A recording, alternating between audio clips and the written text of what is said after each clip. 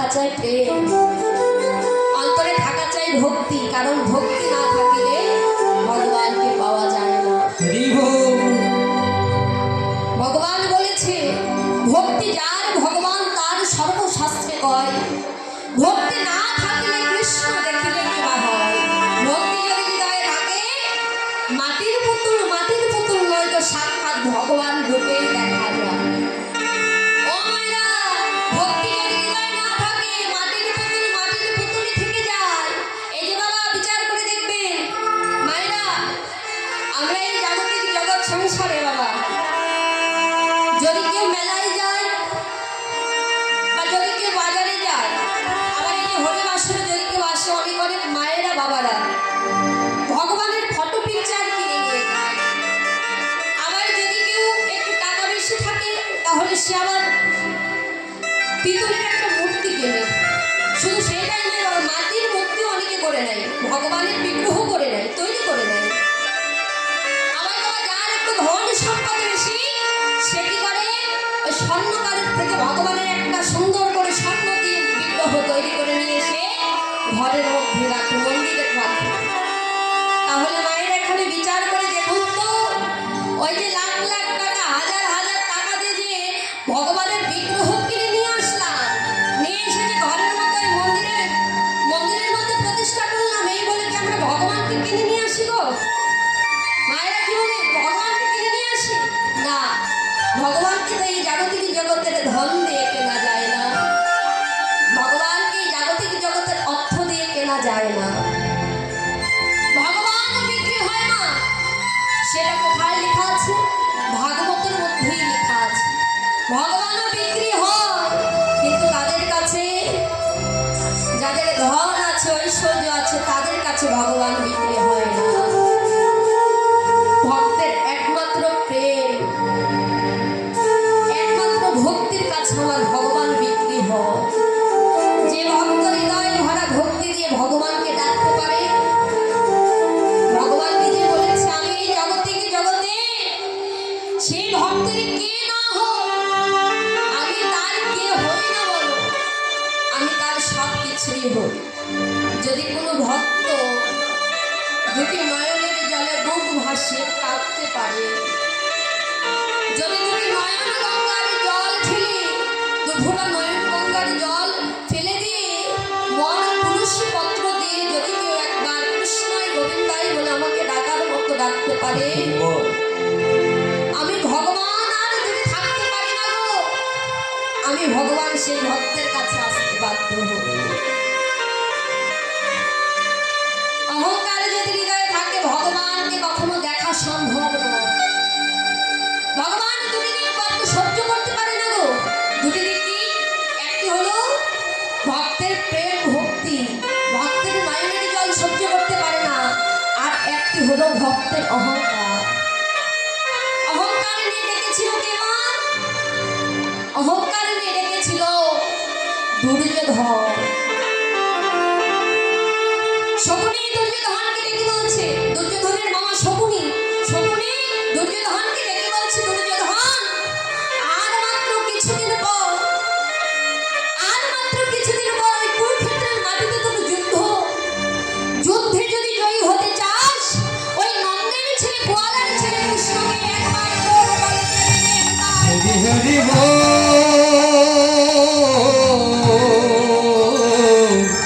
হরি হরি হরি বল হরি হরি হরি হরি বল। সময় থাকতে থাকতে কৃষ্ণকে তোর দলে টেনে নিয়ে তোর দলে নিয়ে নয়তো কিন্তু যুদ্ধে জিততে পারবি না।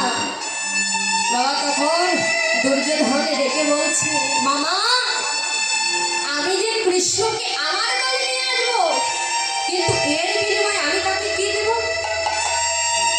এই জগতে যদি কাউকে কোনো কিছু না দেওয়া যায়, স্বার্থ ছাড়া তো কেউ কারো দলে আসে না গো। আমি কৃষ্ণকে কি দেব? কি দিয়ে তাকে আমার দলে আনবো? শকুনি ডেকে বলছে, ওরে বোকা দুর্যোধন, তোর ঘরে কি নেই বল? তোর ঘরে কি নেই? তোর ঘরে ধন আছে, ঐশ্বর্য আছে, তুই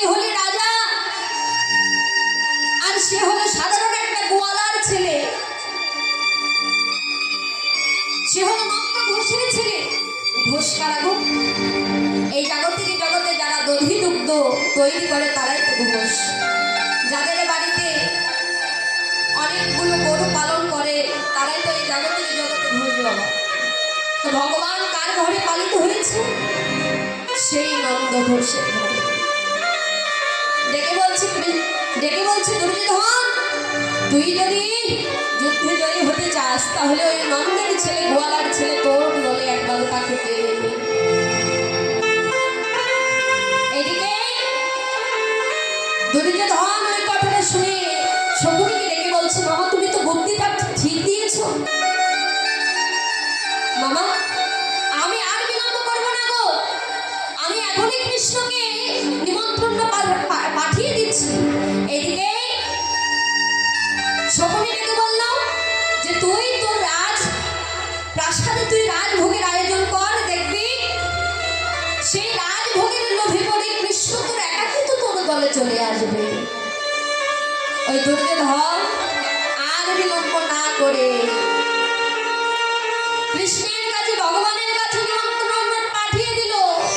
কৃষ্ণ এই দেখো তোমাকে নিমন্ত্রণ দিলাম আমার ঘরে, তোমার নিমন্ত্রণ মধ্যাহ্ন সময়ে তুমি গিয়ে আমার ঘরে সেবাটা সেরে আসবে।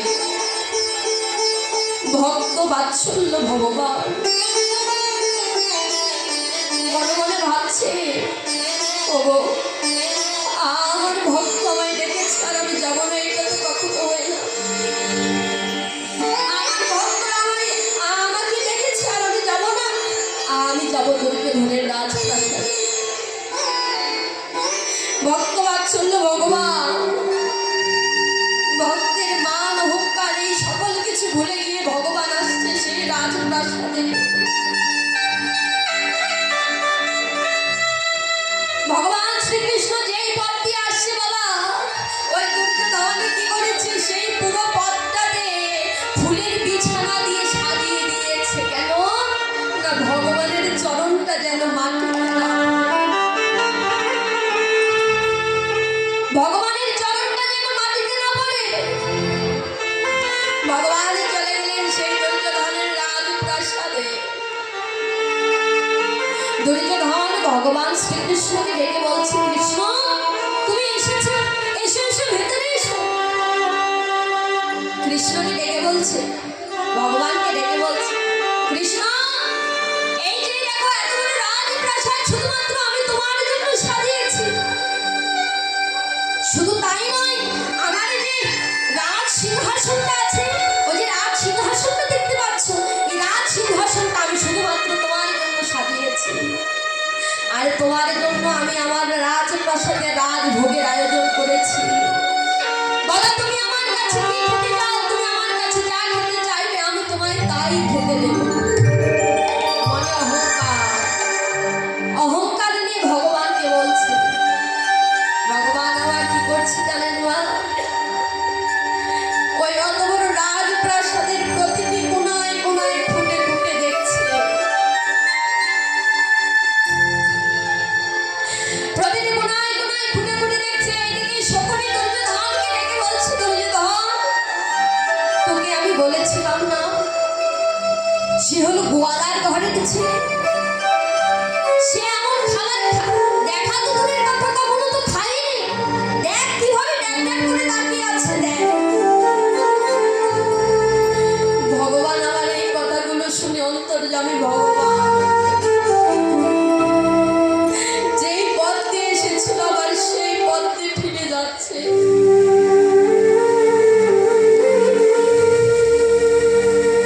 দুর্যোধন ভগবান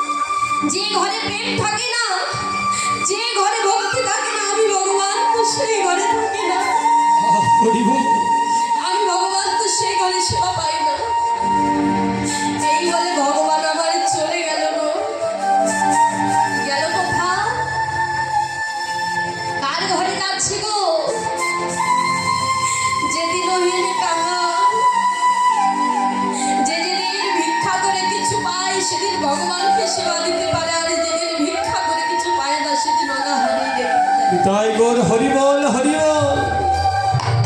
কাল গৃহে যাচ্ছে সেই বিদুরের স্ত্রী পরাশরী দেবীর গৃহে। সেই বিদুরের গৃহে যাচ্ছে ভগবান। বিদুরের ঘরের দরজার সম্মুখে দাঁড়িয়ে ভগবান আমারে ডাকছে। বিদুর তখন গিয়েছে স্নান করতে, আর ভগবান ওই বিদুরের ঘরের দরজার সম্মুখে ডাকছে পরাশরী দেবীকে, মা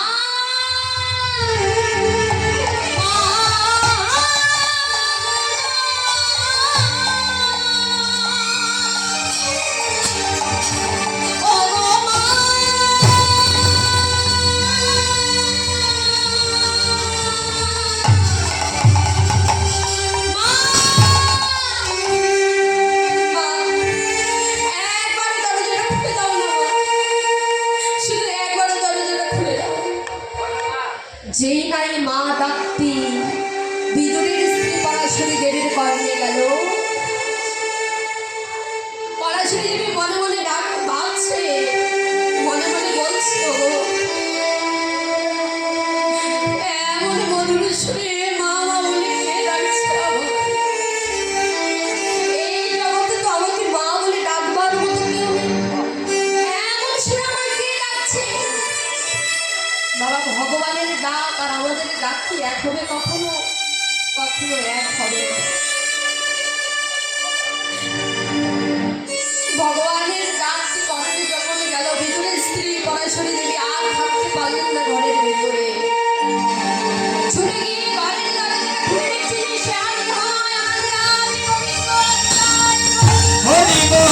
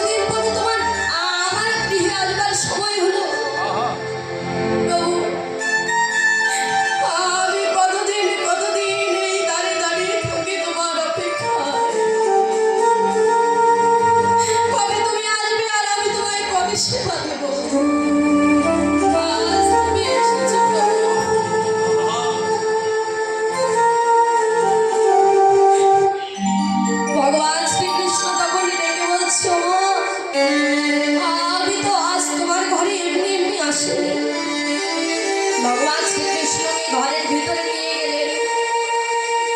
গিয়ে ভগবান শ্রীকৃষ্ণকে পরাশরী দেবী বলছে, প্রভু তাহলে তুমি কেন এসেছো আমার গৃহে?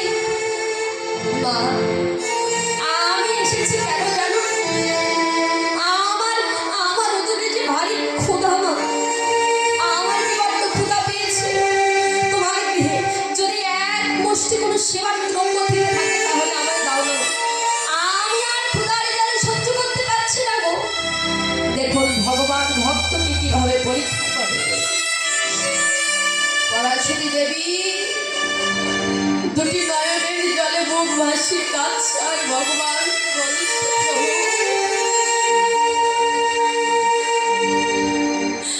আমার গৃহে যে তোমাকে সেবা দেওয়ার মতো কোনো কিছু নেই। বলো প্রভু, বলো আমি তোমার কি সেবা দেব? আজকে যেমন শূন্য হাতে মাধুগিরি করতে গিয়েছিলাম, আবার আমি শূন্য হাতেই ফিরে এসেছি। প্রভু আমি তোমাকে আজকে কি সেবা দেব বলো? ভগবান তখন ডেকে বলছে, মা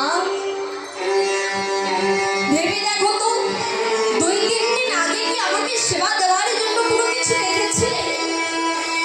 পরাশরী দেবীর হঠাৎ করে মনে পড়লো, হ্যাঁ সত্যি তো, মাধুগিরি করে ভিক্ষা করি, তারে তারে ভিক্ষা করি, যদি কোনো কিছু ভালো পেয়ে থাকি তাহলে আমার ভগবানের জন্য উঠিয়ে রাখি।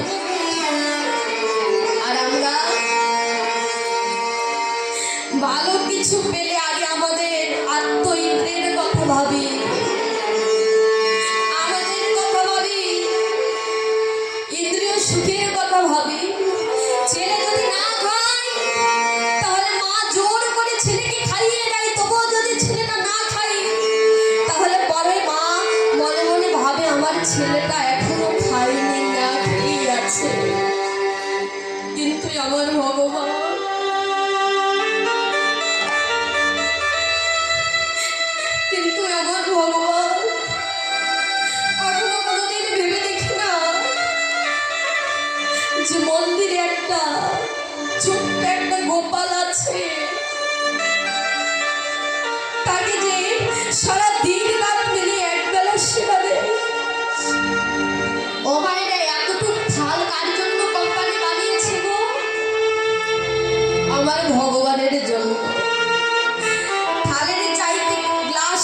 সাইজটা আরো ছোট।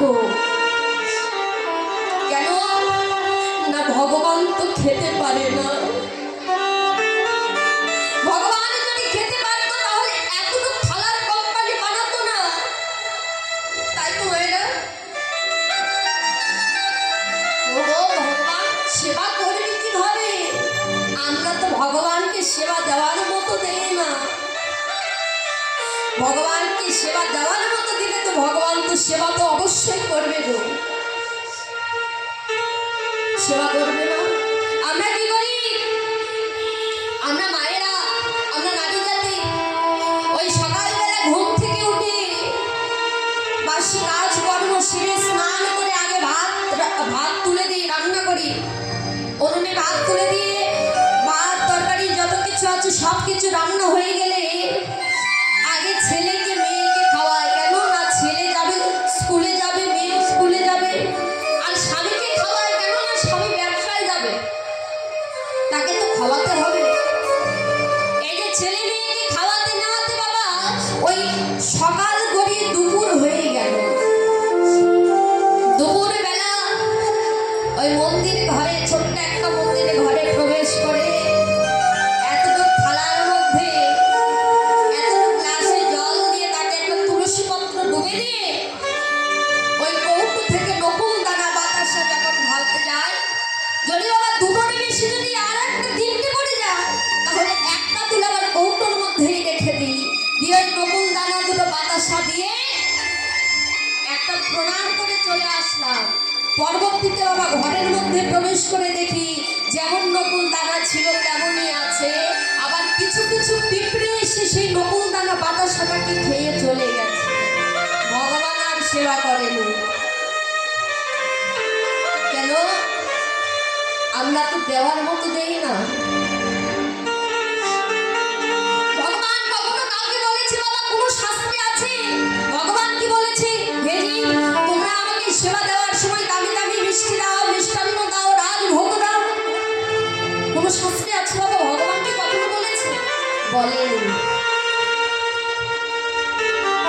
ভগবান বলেছে হেরি যদি কেউ হৃদয়ে ভক্তি দিয়ে প্রেম দিয়ে নয়নের জলে বুক ভাসিয়ে আমাকে ডাকার মতো ডাকতে পারে, যদি সে ভক্তের কাছে কোনো আমাকে সেবা দেওয়ার মতো কিছু না থাকে, আমি প্রত্যেকের ভক্তের হৃদয়ের মধ্যে দুটি নয়ন দিয়েছি, দেহের মধ্যে দুটি নয়ন দিয়েছি, একটি গঙ্গা আর একটি যমুনা। সেই নয়ন গঙ্গা এবং যমুনার জল দুফোঁটা ফেলে যদি কেউ তার মন তুলসীপত্র দিয়ে আমার চরণে যদি কেউ আমাকে ডাকার মতো ডাকতে পারে, আমি ভগবান আর দূরে থাকতে পারি না। এই যে বাবা দেখুন এই ভক্ত পরাশরী দেবী তখন বাবা মনে মনে ভাবলো হ্যাঁ তো আমি তো ভগবানকে সেবা দেওয়ার জন্য আমি যা কিছু ভালো পাই ভগবানকে সেবা দেওয়ার জন্য রেখে দেই, যে ভগবান আসবে আমার গৃহে তারপর আমি তাকে সেবা দেব। পরাশরী দেবী ছুটে গেল, গিয়ে দেখছে বাবা ভগবানকে সেবা দেওয়ার জন্য এক ছোড়া কলা রেখেছে। ওই কলার ছোড়াখানা হাতে তুলে নিয়ে দেখছে নষ্ট হয়ে গেছে, পচে গলে কলা এক একটা খুলে পড়ছে। বাবা 2-3 দিন আগের পাকা কলা কি রেখে দিলে ভালো থাকে গো, সে তো পচে গেছে।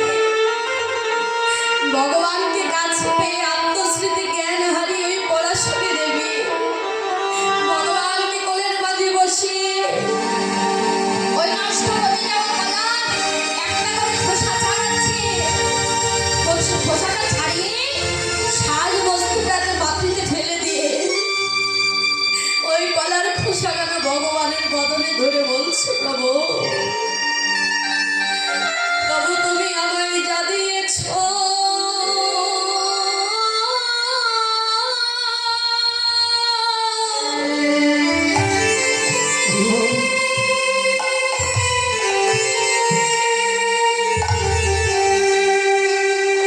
আমি তোমায় তাই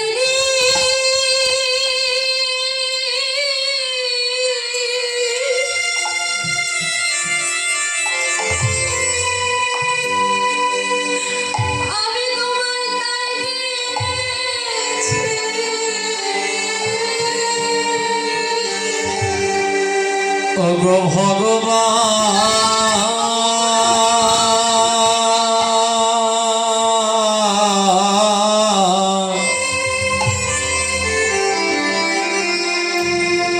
তুমি আমায় যা দিয়েছো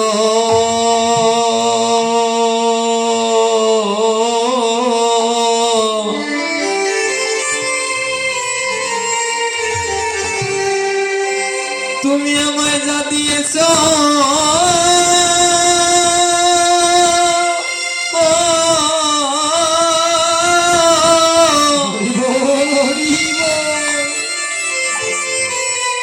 আমি তোমায় তাই দিয়েছি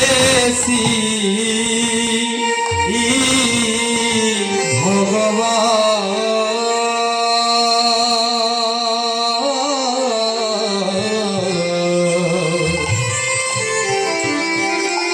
তুমি আমায় যা দিয়েছো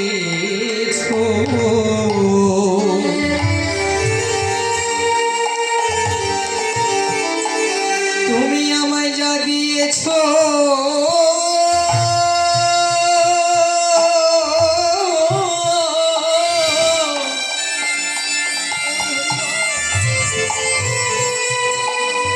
আমি তোমায় তাই দিয়েছি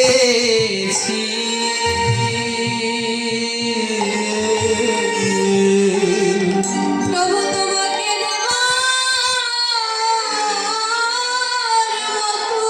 নিতাই গৌর হরি বল হরি বল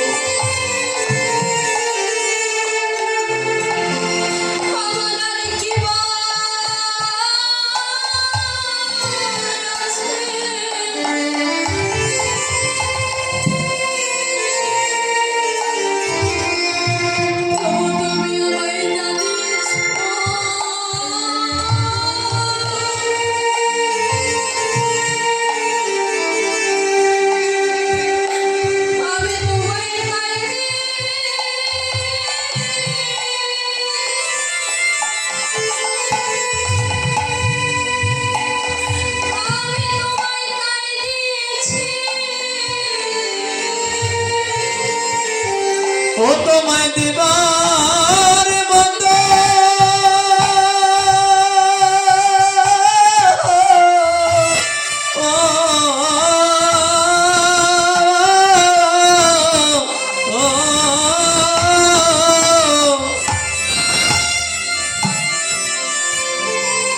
তোমাকে দেবার মতো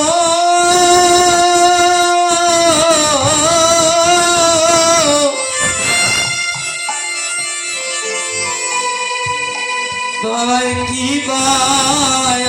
আছে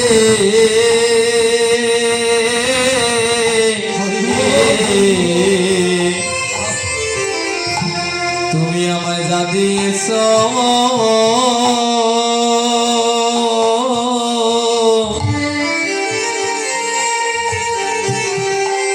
আমি তোমায় তাই দিয়েছি তোমাকে দেবার মতো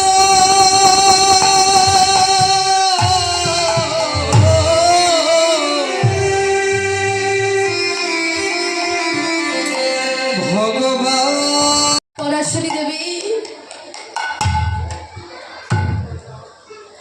ভগবানকে কোলের মাঝে বসিয়ে নিয়ে ওই নষ্ট পচে যাওয়া কলার একটা একটা করে খোসা ছাড়াচ্ছে। আর ভেতরে যে বাবা সাজ বস্তুটা আমরা যেটাকে সেবা করি সেই কলার সাজ বস্তুটা মাটিতে ফেলে দিয়ে ওই কলার খোসাটা ভগবানের বদলে তুলে দিচ্ছে। কৃষ্ণ প্রেমে ভগবানকে কাছে পেয়ে আত্মস্মৃতি জ্ঞান হারিয়ে ভগবানকে ওই কলার খোসা সেবা দিচ্ছে।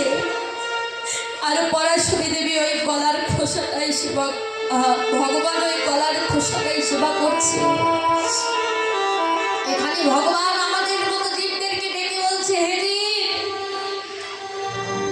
যদি কেউ আমায় প্রেম ভক্তি দিয়ে কলার খোসা সেবা দেয় আমি সেইটাই সেবা করি, কিন্তু হৃদয়ে থাকতে হবে ভক্তি, হৃদয়ে থাকতে হবে ভালোবাসা, প্রেম থাকতে হবে, তবেই তো আমি ভক্তের কাছে ধরা পড়িব।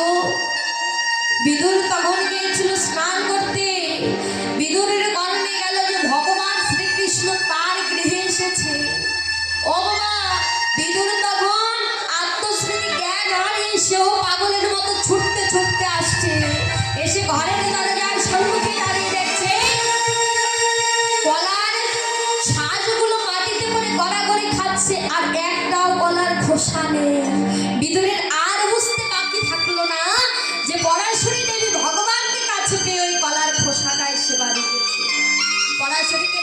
বলছে পরাশরী তুমি এ কি করেছো?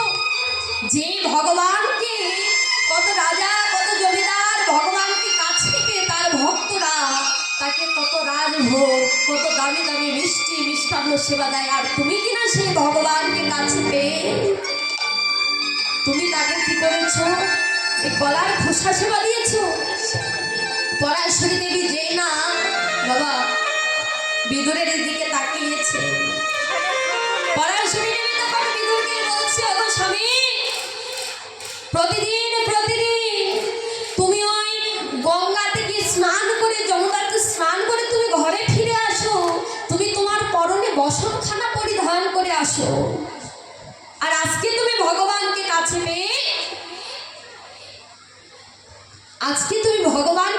পেয়ে ভগবান তো তোমার কাছে নেই, ভগবান এসেছেন শুনে তুমি তোমার পরনে বসনখানা পরিধান না করে তুমি উলঙ্গ অবস্থায় ছুটতে এসেছো।